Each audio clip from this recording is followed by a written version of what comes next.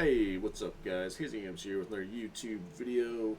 I have to do a final verdict video on Diablo 4, unfortunately.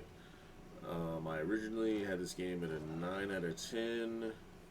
It still is a good game and a great game, and I do encourage people to play it and experience it.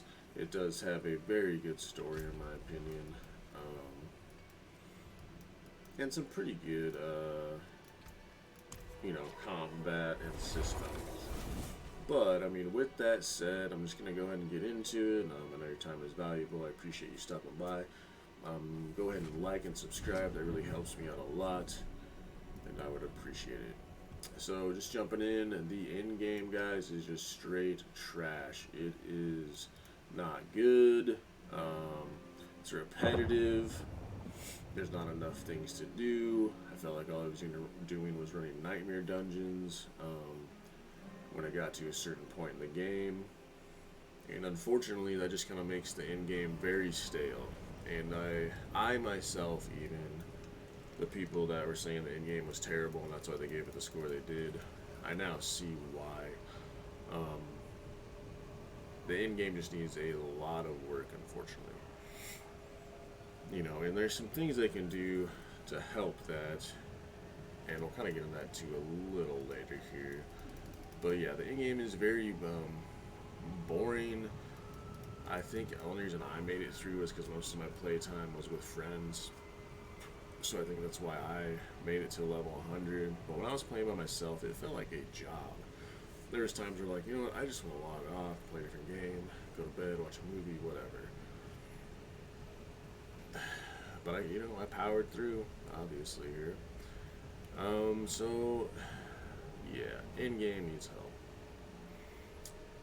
The next thing I'm going to talk about is the itemization in this game needs a lot of help. I felt like you can never find like an upgrade, and if you did, it wouldn't roll the right stats, or if it had good damage, it wouldn't have stats, or if it had good stats, it wouldn't have damage, or vice versa. There's always something that was in your way. And then when you had to re-roll for the stat you want or need, it would never roll what you needed, which I understand is RNG, or the probability of it rolling what you needed was very low. So then you're sitting there spending millions of gold and then a bunch of materials for essentially nothing, which is very disappointing. So the itemization just needs a lot of help, in my opinion. And the super uniques, I don't even believe that they exist. I know there's been people that have found them, but I haven't found any. I haven't found any super uniques at all. And I know it's all RNG, and there's not much you can do about it. But it would be nice to at least maybe even see one of the people I know that play this game get a super unique. Or, another thing is bring back sets. Why did they not have sets in this game? Give us something to work towards to complete your class set, or even like sets that aren't class sets. Like just a random set that does this with a bonus. I'm not saying make sets overpowering, because I don't think they should be, but make them something to collect, and then putting on different pieces are viable for this, and getting a new weapon or what have you. There's just a lot they could do with itemization. So that kind of brings me to my next point, is they need to bring back crafting. Crafting was very good in Diablo 2. It was decent in Diablo 3, but it opens up a whole option for players to craft, say, a rare axe or legendary axe or what have you, and have a chance of it rolling the properties that you want to roll. And then that gives you another avenue of finding an item that you're working towards for your build, especially in end game, when finding an upgrade is so terribly hard to do. They just need crafting. Bring crafting back. And with that, to give us the stash, I don't know what you call, not stash tabs. So like invokers and gems just need to be a currency, and then that will free up a lot of your stash and inventory space. I don't know why some things they think need space like this. Even these flasks and elixirs could even be put on like some sort of tab as well, I believe. Unless that might be, I don't know, maybe. It's just an idea, you know. Things that are quality of life improvements.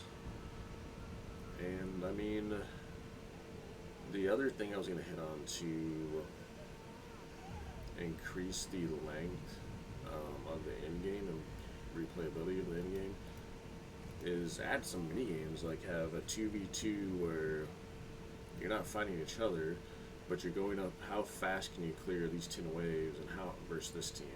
And if you win, give them some sort of currency to purchase cosmetics or actual gear or materials or gold or something. There's so much you could do. You could even have like 3 versus 3 capture the flag or something, and do something like that. I feel like there's a lot that they could do that they missed out on in the end game. And the last thing that I'm gonna bring up is probably gonna be people calling me a little bitch because I can't beat Uber level below 100. But the one hit kills are so annoying. I don't think it's necessarily necessary. Yeah, she should hit you hard. I get it. But one shot kills? Come on.